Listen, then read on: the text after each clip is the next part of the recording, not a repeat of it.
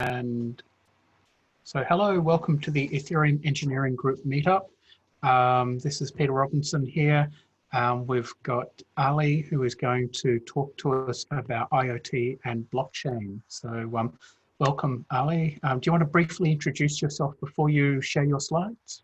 Sure. Hello, everyone. And my name is Ali. I'm Ali Dori. I'm a research fellow at Queensland University of Technology, QUT. My research area is around blockchain adaptation for large-scale networks, including the IoT, like smart grids in particular. Yeah, and thanks, Peter, for inviting me, having this up.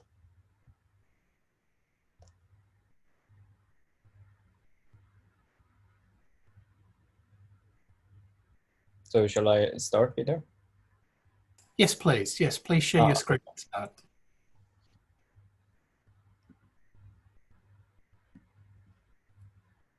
Okay, so can you see my screen? Yes. Okay. Okay, so today I'm going to talk about blockchain optimization for the Internet of Things. I'll start with a very brief introduction of IoT. So as you know, we're surrounded by millions of devices that are capturing various aspects of our daily lives and sending information to the service providers. And then that makes our life sort of easier, automating different aspects of life, giving us personalized services. Due to this exponentially growing number of devices that we have in IoT, a huge amount of sort of data has been transferred and generated by IoT devices, as Intel is saying that the autonomous vehicles are generating 4 terabytes of data per day. So the current IoT ecosystems are sort of centralized 3-layered architecture where the low resource devices communicate information to the gateway and then sending it to the clouds.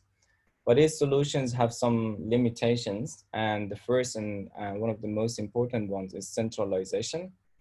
At the moment, if even 2 devices are sitting next to each other, they can communicate through the central server. So that means all their communications, so including identification, authentication, and all these things, has to go through that server. And that server permits all these things and monitors all the communications. So given that in IoT, we will have like millions of connected devices and the number of services and devices is growing, so this existing system wouldn't probably be scalable in such a large system. The other challenge is security. That I mean, as we know, the IoT devices have very limited resources. They're not capable of running the conventional security algorithms that our laptops can do. And also, they are produced by different manufacturers with different hardwares, with sometimes even no or very low sort of security built-ins. And that makes the security of IoT very challenging. An example is the Mirai botnet attack, where a large number of IoT devices have been hacked and the botnet has been installed. And then they've started launching an attack against the server at US. And there are many more examples. For instance, the vehicle's been attacked and the attackers could control the vehicles. The other issue is privacy. As I said, we're surrounded by sensors. I mean, these sensors are capturing various aspects of our lives. So for instance, in your smart home, your TV knows, for instance, what you prefer to watch. Your motion sensor or your smart lock knows when you are at home and when you're leaving. Your smart meter knows your energy consumption pattern, and your vehicle knows where you're heading and where you're going. If someone or a service provider collects all this data, they technically can build a virtual profile about each user. And then that will compromise the privacy of the users because they can simply track all the behaviors of the users. And we have seen cases that the information of the users been changed or exchanged between the service providers without their consent, including the Facebook ones. The other issue is that at the moment, this huge amount of data that is generated by the IoT devices is being stored by one of those service providers, which is offering that service. And the user technically has no control over how this data is being exchanged or what process has been done on that data. And even if the user wants to share that data, the same data with third parties or other persons, then they have to sort of reproduce the data or sort of store the data locally and then share the local version, because the service providers wouldn't share that. And that's quite a problem with how we're managing our data in this IoT.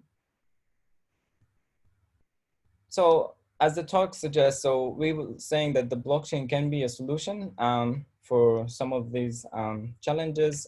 Very briefly, I'm pretty sure that everyone in this talk, so they know about blockchain. So very briefly mentioning blockchain. Blockchain is a ledger of chain blocks. Each block contains transactions, and then these transactions can contain a particular sort of data. I mean, this data can be different depending on application. And in IoT, it can even be the data associated with the IoT devices, or normally the hash of the data has been stored there. The transactions include a public key and signature, which is the public key is used as the identity of the users and sort of introduces the anonymity of the blockchain. So blockchain is a distributed system, so everyone will see everything. And it worth noting that during this talk by blockchain, I mean the public blockchain, not a private blockchain. And also storing a block in blockchain involves running a consensus algorithm that makes sure that all the participants in the network have the same view about the valid ledger or about the state of the blockchain.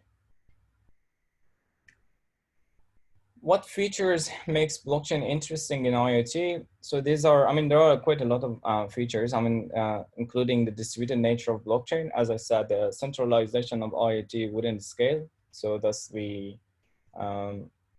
blockchain offers a distributed solution that removes that centralization. And given that blockchain introduces the distribution by ensuring trust and establishing trust between the participants, then that's a very great option for IoT. So the transactions are recorded by including the timestamps and sort of creating the link of timestamp transactions. Blockchain is immutable, so you can't modify, you can't remove the transactions, and that's sort of introducing a level of security. It's auditable because everyone will see everything in blockchain, it's public. And given also the immutability that creates a transparent network where everything can be tracked. All the transactions communications are cryptographically sealed, so that introduces a level of security again, and the anonymity, which, I mean, blockchain can offer a level of anonymity as the users use their public key, so they would remain anonymous from the rest of the network. And it would be hard to find out who is the real person sort of behind each public key or each identity. But there are challenges as well. So blockchain initially has been developed for cryptocurrencies like Bitcoin, and then it's been applied in other applications, including IoT. But we know that the blockchains, the initial, especially versions of blockchains, aren't sort of applicable for larger scale networks. Again, for some challenges. Here I'm listing some of those, which I will talk about during this talk. So the first is the complex consensus algorithms, which is quite an important thing, particularly with the proof of work. As you can see, an IoT device can never solve a proof of work puzzle. I mean, of course, it depends on the difficulty, but also the security would be impacted by that. And also the consensus, the IoT devices have very sort of limited resources. And given that these devices has to sort of remain functional in an area for quite a long time, they need to spend their resources for their own tasks. And also we have the scale and associated overheads problem. Everything is going to be broadcasted. Everyone has to verify everything. And then that's gonna create problems, particularly if we see with millions of participants.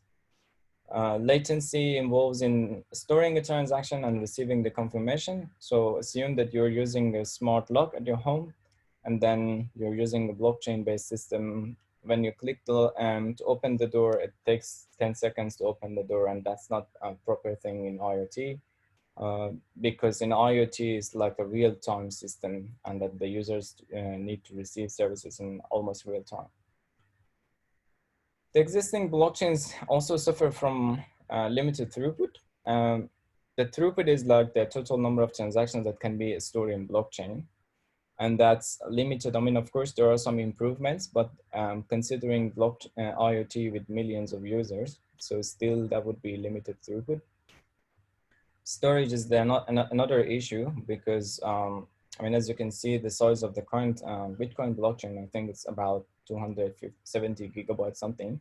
But with IoT, we can see that the size will exponentially grow, and also it would be hard to manage it. And the other thing is that the data and the IoT transactions might be linked to a data which is stored off the chain in another storage. And if you want to make sure that the transaction is valid, then you have to keep that data there as well to be able to prove that the data is there.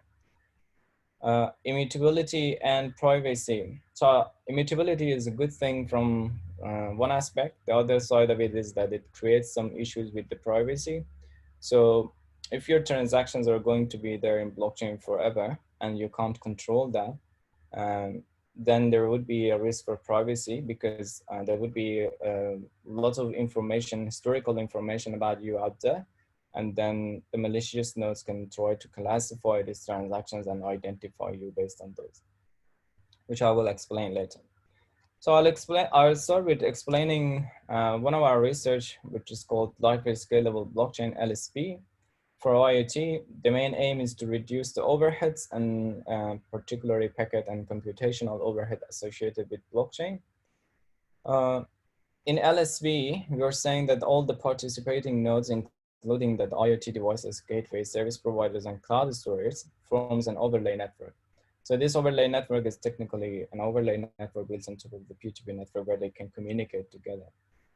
To reduce the overheads, like the packet overheads, and increase the scalability, we're saying that the nodes are organized as clusters, and only the cluster heads are responsible for managing the distributed ledger.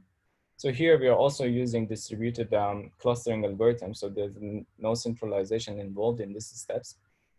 But then the nodes are creating a cluster so that, say, for instance, the more lightweight IoT devices would be the cluster members, and the more resource available devices can act as the cluster heads and manage the blockchain and all these things. So in LSP, we are proposing a number of optimizations to fit the IoT context. I mean, these are including the distributed time-based consensus algorithm, distributed trust algorithm, and the distributed throughput management algorithm, which I will explain in details later.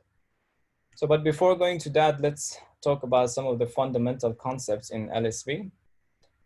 In LSP, we're separating the transaction flow from the data flow. So that means that all the transactions are broadcast among the cluster heads, but the data is actually being routed similar to the conventional networks from between two participants. So I will explain and come back to this later.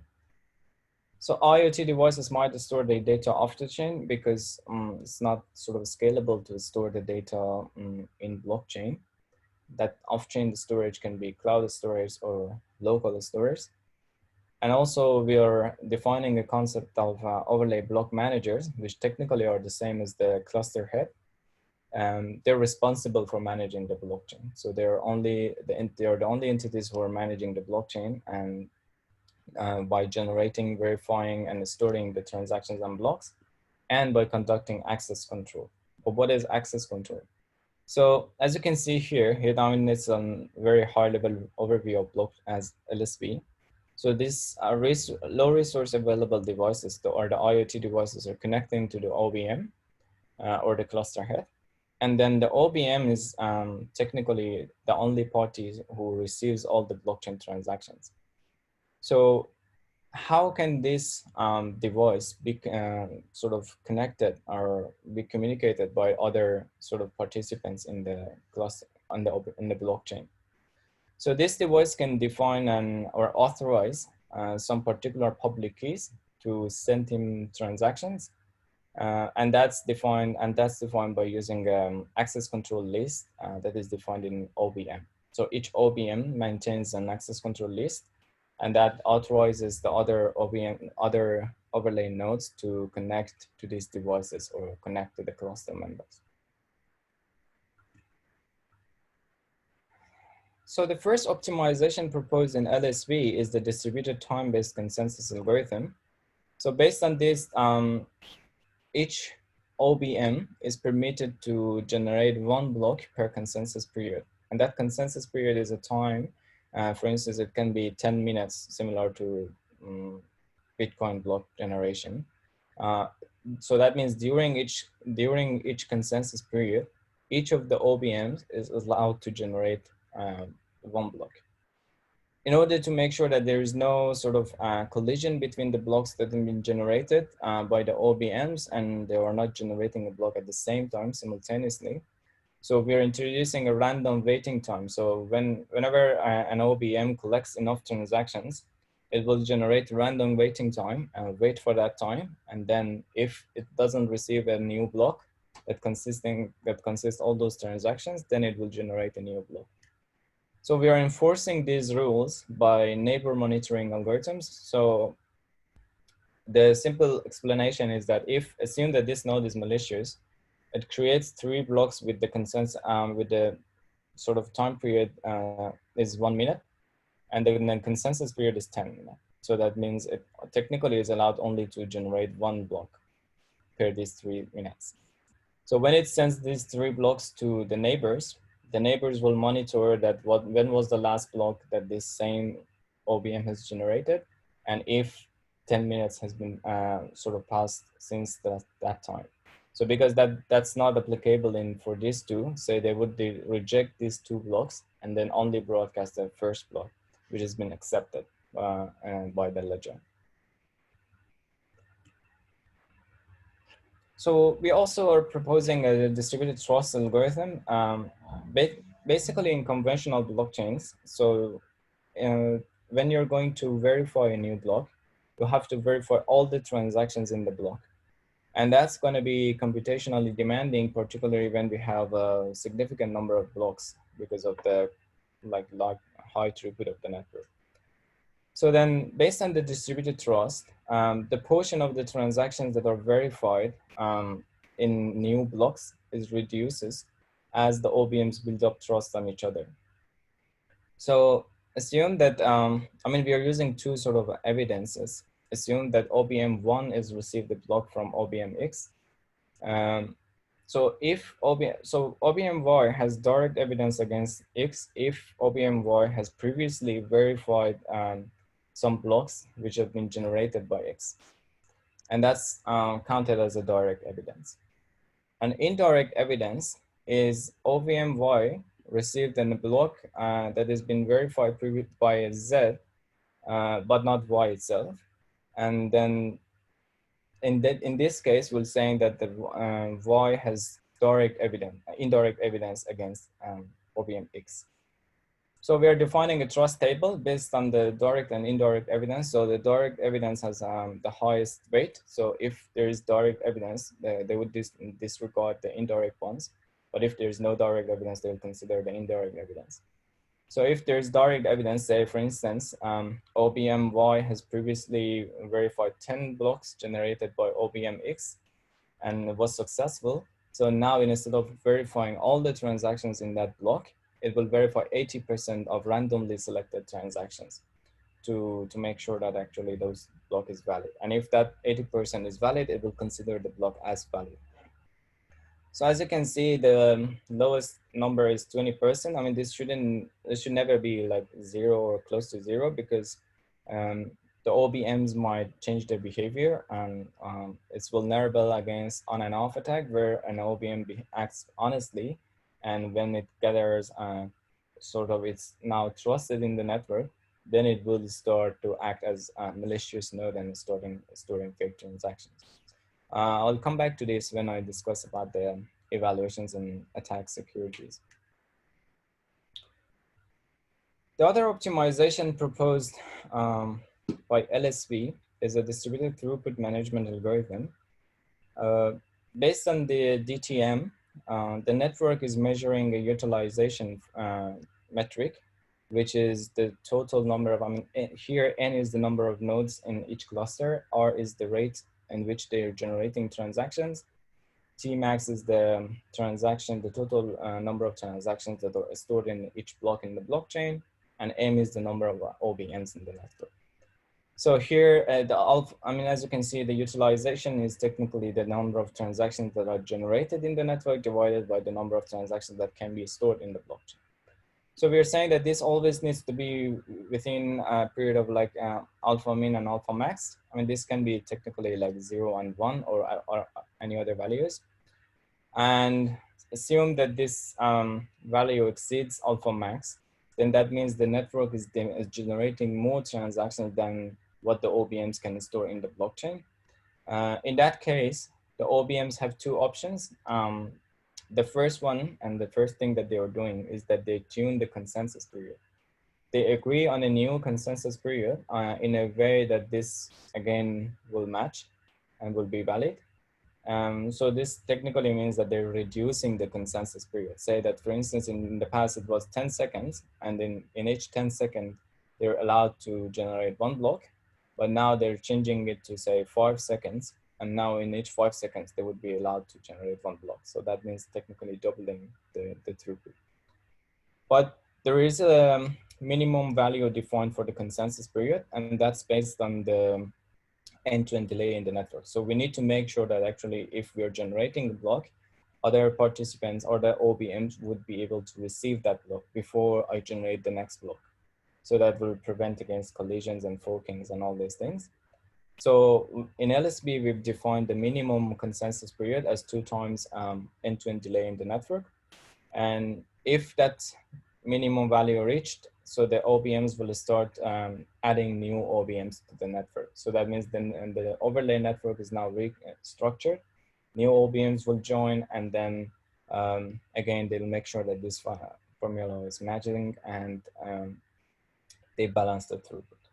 Because the structuring or restructuring the OB and the overlay network is requires more resources in terms of packet overhead and processing time. So the first thing that they do is to agree on reducing the consensus period, and then they'll change the OBM numbers. So this algorithm not only allows to manage the load when we have more load in the network than the throughput, but also it helps to save the resources of the OBMs if the network load now is less than what is expected or what the blockchain can store, which I will show in the simulation results.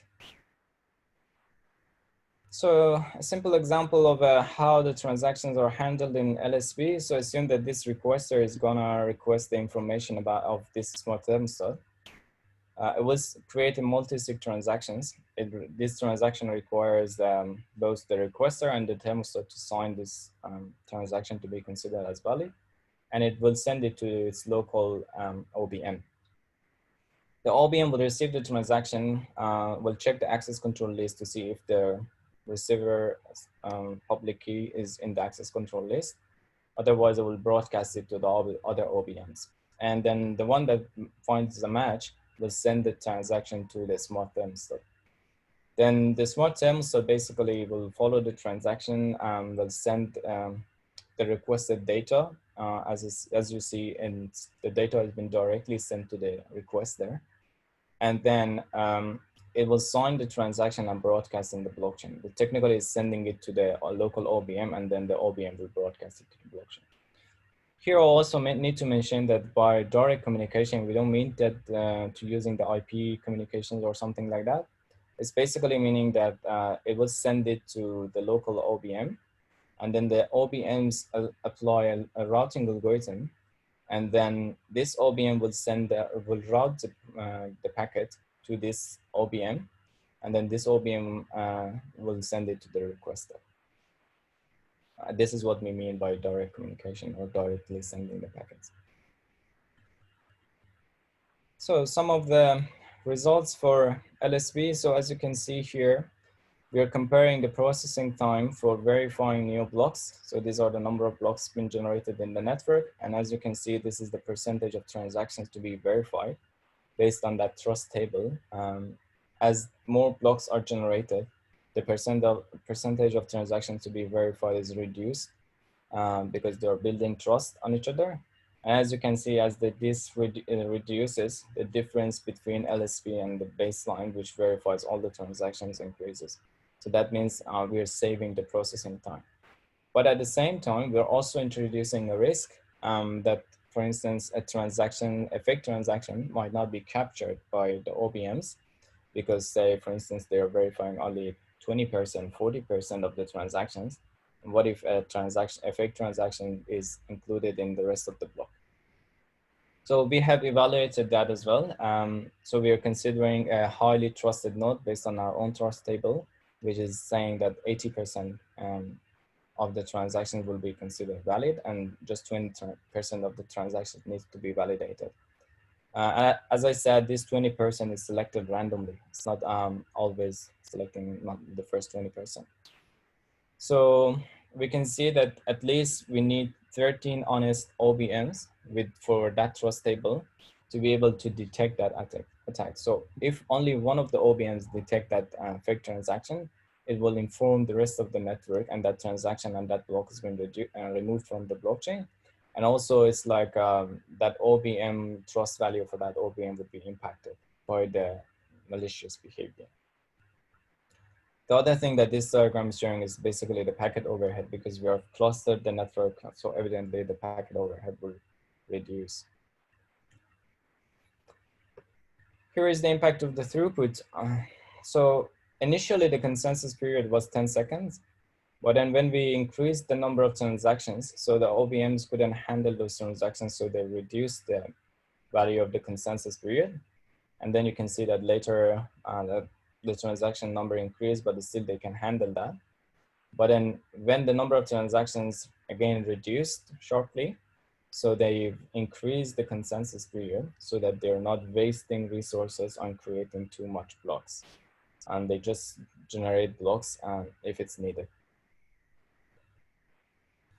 Okay, so these are basically the discussions around LSP, our lightweight scalable blockchain. So next I will move to the discussion around immutability and the challenges associated with the immutability of the blockchain. So the good thing is that the blockchain immutability ensures security because it's a temporal resistance network. It ensures auditability or transparency of the blockchain because all the transactions would be there permanently, so everyone can track, can record. And also it protects somehow against double spending attack where, I mean, you can verify that previously transactions not been spent twice. But the other side is that because of the immutability of the blockchain, the size of the blockchain database is increasing. I mean, this is the size of the Bitcoin blockchain, but if you consider IoT, when you have millions of nodes, and technically you'll have much more throughput than Bitcoin. So you can imagine what would be the number of blockchain size. The other thing is that the persistence of the transactions in the blockchain database will create privacy concerns. So as we know in Bitcoin, this is quite well studied that the attackers can classify the transactions, evaluate, for instance, what transactions been used as the input, what is the output, and what was the public keys involved, and then create graphs and then classify the transactions and probably linking them to users, maybe even using off-chain information. The same applies in IoT as well. In a separate research, which is not a part of this presentation, we've studied the anonymity in an IoT setting. We've studied the anonymity for the smart home users. So then we've found out that the attacker is able to classify with 90% accuracy the type of devices that you have installed in your home. And that's by classifying, by applying machine learning algorithms on top of the blockchain database. Because everything is public, everything is there forever. And then the thing is that as you add more devices to your IoT network, the attacker technically has more historical information about you. So if they can find out one of your public keys, then technically they can link the transactions together and find out more information about you. Which is called the de-anonymization attack or linking attack in literature. And that's the problem with the persistence of the data in blockchain. And this is also linked back to the GDPR and the regulations, like the user demand the right to be forgotten. So the information need to be, they're required to be able to remove the information from the blockchain, but conventional blockchain doesn't allow that. And what if someone stores illegal information in the blockchain? How you can sort of treat that, how we can remove those information from the blockchain. The other specific challenge for IoT is that the IoT devices or participants normally demand a flexible transaction mode. What I mean by flexible is that they don't need to store their transactions permanently in somewhere in a database. Because for instance, if I'm signing a contract with a service provider for 1 year, I probably need those transactions and those communications only for 1 year and no longer than that, right? And so why those information needs to be in the blockchain and fed the attacker so that they can de-anonymize me.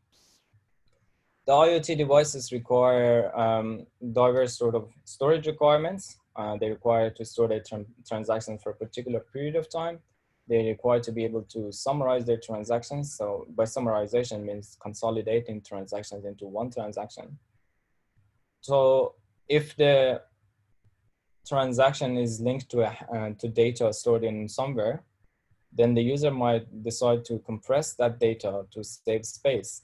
But that's not possible in blockchain. And because if you do that, then technically the hash will change and wouldn't match with the hash that is stored in the blockchain.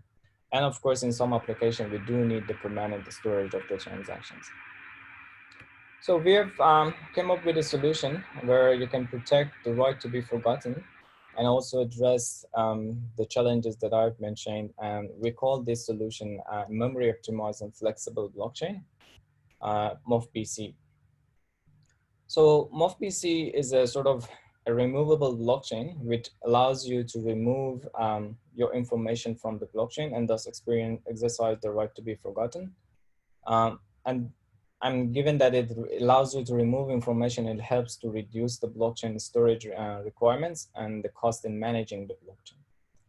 And also, even if you remove your transaction from the blockchain, there still is a level of auditability that you can store your transactions locally and use the blockchain. I mean, if later you need it, then you can just reveal the transaction saying that, okay, this was the previously stored transaction in the blockchain and the network can trust on that. But it is still introduces that level of auditability while enabling the users to remove their transactions.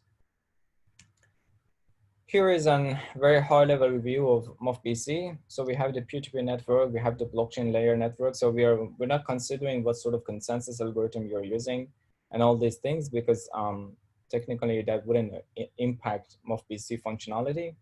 So here is the MOFBC layer where we are defining multiple agents that can help and facilitate the removing of transactions from the blockchain.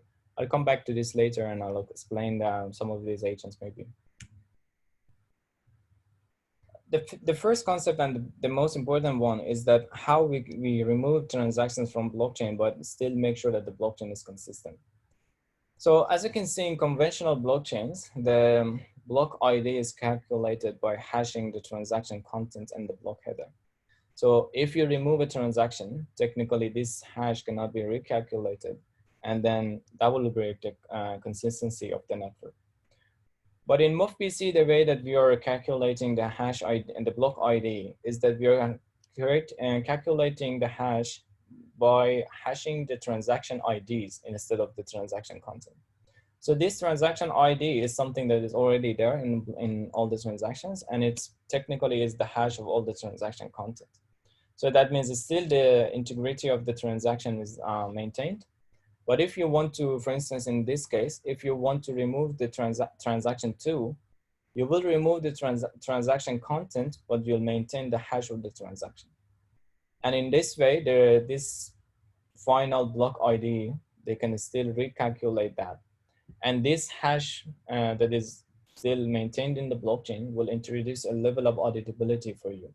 You can store this content in your local storage. And whenever you need to prove that this transaction was part of the blockchain, you will just reveal the transaction content. And then if the hash of that content matches with this hash, then everyone can trust that technically you're the owner of a transaction, which has been previously stored in the blockchain, but now it's been removed. So this is the very, sort of basic concept that we are enabling the users to remove information from the blockchain by changing how we're calculating the block hash ID. I know that, for instance, in Ethereum, there is also a state ID or something that also involves other steps to be taken and to make sure that the state of the ledger is valid as well. So here we are introducing different transaction modes. As I said, the user might demand a temporary transaction. So we are enabling the users to store a transaction for a specific period of time. So this can be done by defining expiry time, or whenever I see that I don't need this transaction anymore, I just remove that transaction, request the network to remove it from me. We're also enabling the users to summarize their transactions. So by summarization, we mean that actually assume that, for instance, I'm the owner of these 4 transactions. I can summarize these 4 transactions in one transaction.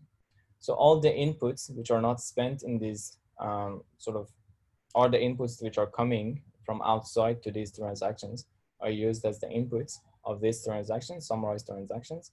And all the outputs which are not spent, for instance, output 5, are here included as the output of these transactions. And here you can see, but for instance, this output has been already spent in this transaction. And so we don't need to consider that output in these transactions. So again, this is also, we are using the Merkle-Tree concept also to enable the user to prove the existence of each single transaction in this summarized transaction. So if you're removing all your transactions, summarizing it to one transaction, you will still be able to prove that each of these transactions been part of the summarized transaction. We're enabling the users to age their data or compress their data. Once you're compressing the data, so that the initial transaction would be redirected to another transaction. And then we're proposing a Blackboard, which is a read-only database. And that Blackboard is like sort of maintaining the idea of the redirected transactions. And also, and of course, we have the permanent storage of transactions, which is similar to other existing blockchains. But the problem is that, as I said, with the IoT, we'll have significantly large database with the blockchain. So how can we incentivize the users or the full nodes, basically, to store that, to allocate the space for storing that? So we are introducing storage fee, which is an additional fee to the transaction fee. And that storage fee is based on the transaction size. So depending on what size of is your transaction, you're being charged by a storage fee. And each OVM during each miner or validator, basically, during each period of specific periods of time, they will receive all the collected storage fees based on the amount of storage and the period of time and that they've sort of dedicated storage for storing the blockchain. So the blockchain database might be 100 gigabytes. You might only dedicate 20 gigabytes for storing the newest blockchains or the newest chains. But then you will be paid based on that. It also motivates the user to remove their transactions. So technically the concept is that if you want to sort of increase the blockchain size, you have to pay. And also if, for instance, you have transaction and previously have stored a transaction, you've paid the storage size, storage fee. and now you want to store another one. So if you remove the previous transaction and then store the new one, so technically you haven't changed the blockchain size, so there's no change in that.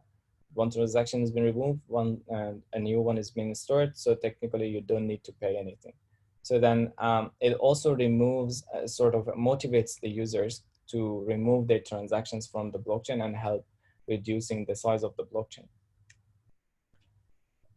This removal of the transactions and all this incurs a bit of processing overhead, because the validators, the nodes, has to find and locate all the expired transactions, all the transactions that are going to be summarized, and all these things.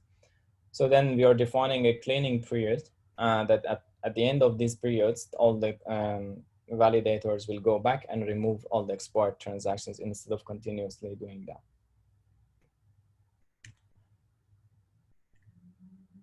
In MOFBC, we are enabling the user, a service provider, or the network to remove transactions. So the user and service provider are somehow, I mean, technically they're the same, but sometimes the service providers in IoT applications might demand to have control over a user transaction to be able to remove their transaction, for instance, if they store fake information or false information in the blockchain. But the network one is when a user wants to offload the processing overhead for storing or removing transactions to the blockchain network and ask the network to do all the removal and stuff like that. So assume that I have a temporary transaction in the blockchain, or I've stored a transaction in the blockchain, and now I've decided that I don't need that transaction anymore. So what I can do is that I can create another transaction and request the network that, okay, hey, this was my previous transaction. I don't need that transaction anymore, and I want to remove that. But the first thing is that the network has to make sure that actually I'm the owner of that previous transaction that I'm going to remove. So for that, technically, I need to reveal sign the new transaction with the private key associated with the public key of the previous transaction. So in IoT, given that each transaction is generated by a separate key to ensure the anonymity, and then given that there are millions of devices and each user will have tens of devices, and these devices frequently generate transactions, so this will lead to a key management problem. How can I store all these public key, private keys in a safe manner?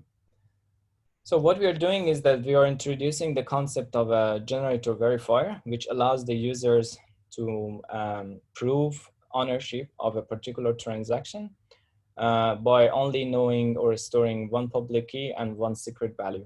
I mean, this secret value can be like similar to, can be like a password, it can be your fingerprints, anything. So the way that it works is that you store a generator verifier, this value, in the transactions when you're creating that transaction.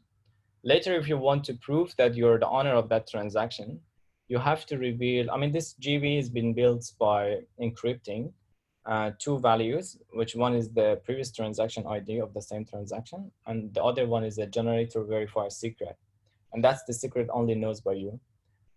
You can change this secret for each transaction by applying a simple pattern, for instance, adding a nonce value to it to make sure another level of security is there. But then when you want to prove the ownership of that transaction, you'll technically reveal these two values and then sign the transaction with the private key associated with this public key. So if you can do that, then technically that means you're the owner of that transaction, and now you can do anything you want with that transaction. If you want to remove it, if you want to summarize it, if you want to do the aging or anything. When it goes to the network initiated memory optimization, when a user is generating a transaction initially, it will identify what sort of optimization has to be done and when. For instance, I would say, I want this transaction to be removed in 1 year. So that means technically the transaction has an expiry time of 1 year, right? So, and then if you remember from the previous slides here, all these agents are there to associate the removal of such transactions. For instance, this agent is a summary manager agent. So it will collect your transactions that can be summarized. And during each epoch time, or based on your definition, it will create a summary transaction and broadcast it to the network. And then the miners will verify that and then sort of remove the transaction from the blockchain.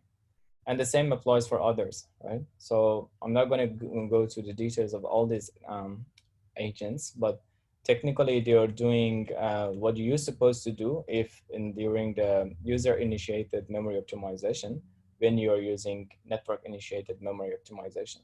So in this way, you can make sure that actually the network is handling and is removing your transactions based on the rules that you have defined in a particular period of time. So again, security is achieved here, so you don't need this GV here because technically you have generated the transaction, you have signed that transaction, so you have decided that this transaction will be removed or will be compressed or whatever optimization that you want to apply on that.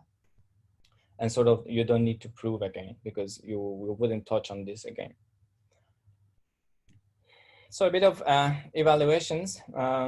So here you can see that we have the permanent storage of the blockchain. We have the temporary chain, and we also have the summarizable one. So as you can see, the size of the blockchain reduces evidently as we reduce the number of transactions.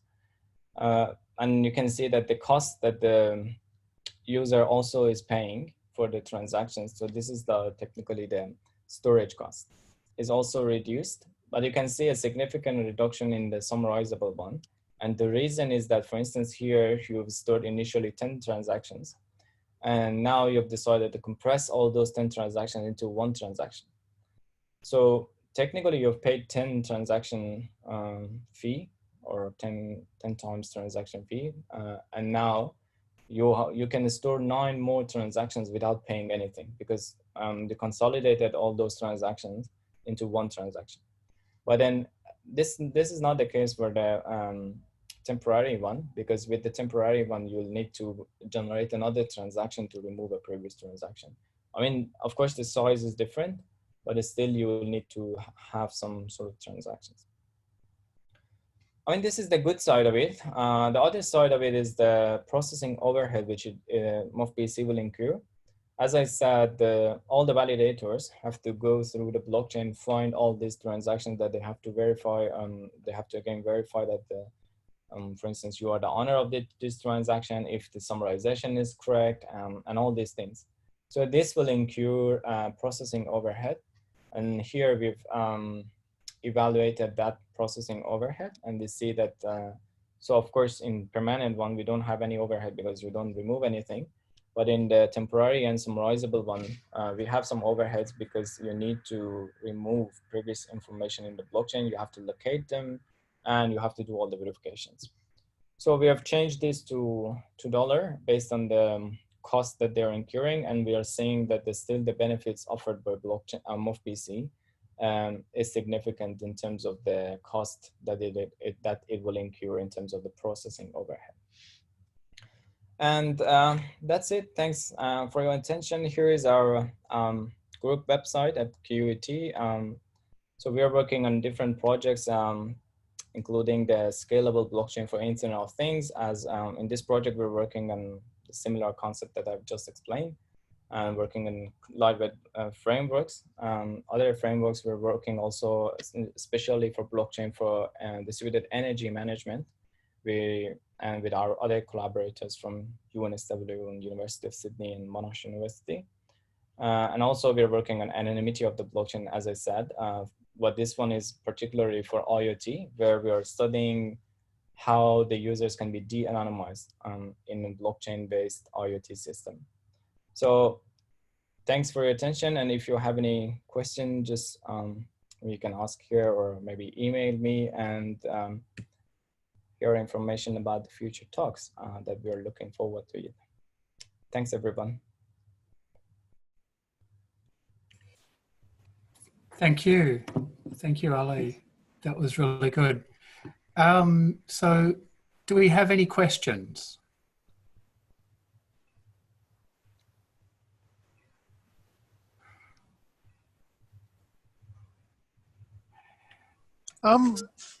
This is Cy Griffin here. Should put my video on somewhere. Hang on. I sort of because we do some work with IoT as well, but I'm just wondering in your research if you've done anything around what sort of benefits IoT gets from actually being able to chain the blocks together. Like, I mean, obviously with a financial system, you have a dependency of, you know, if you gave me $10, I can't spend 20. But I'm just wondering about what actual chaining, any aspects of that might be. Yeah, I think if I'm understanding correctly, it's like what are the benefits of having the blockchain, right?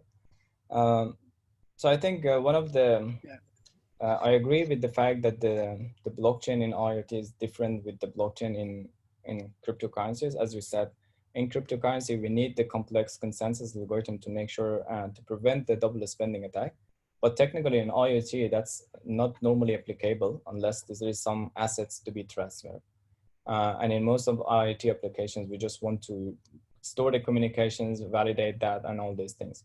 And that's why we are saying that we can relax those assumptions with new lightweight consensus algorithm that would be more applicable with more throughput. With, I mean, for instance, LSP is sort of a self-scaling network, right? So whatever throughput, to what extent the throughput increases, it can manage that. So, and that's why we're saying that we actually don't need that much overhead. That's a really good point, because in IoT, we don't need that much overhead. We don't need to protect against or consider those sort of attacks. So we can simply simplify the algorithms of the blockchain in a way to make it adaptable and based on only the IoT concepts.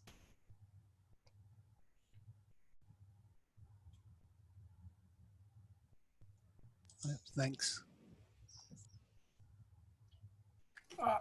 You had I can't remember your term, but where you could compress, say, 10 transactions into one concept. Yep.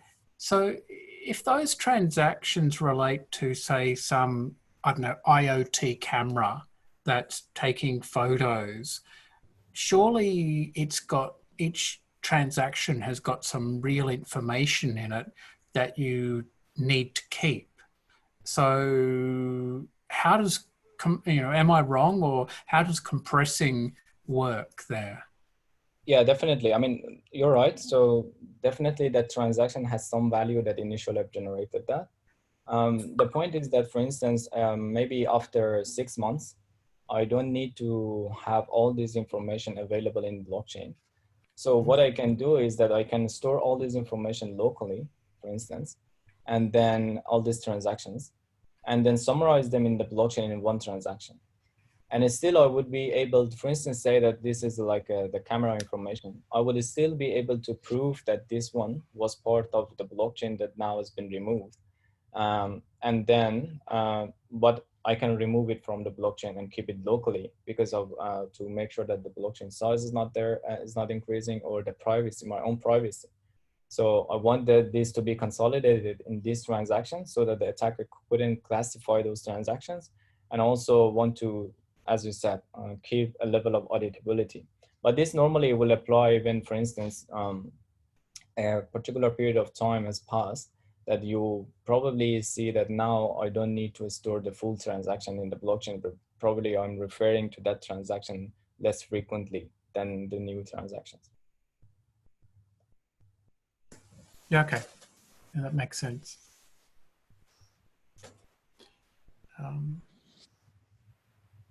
Are there any other questions?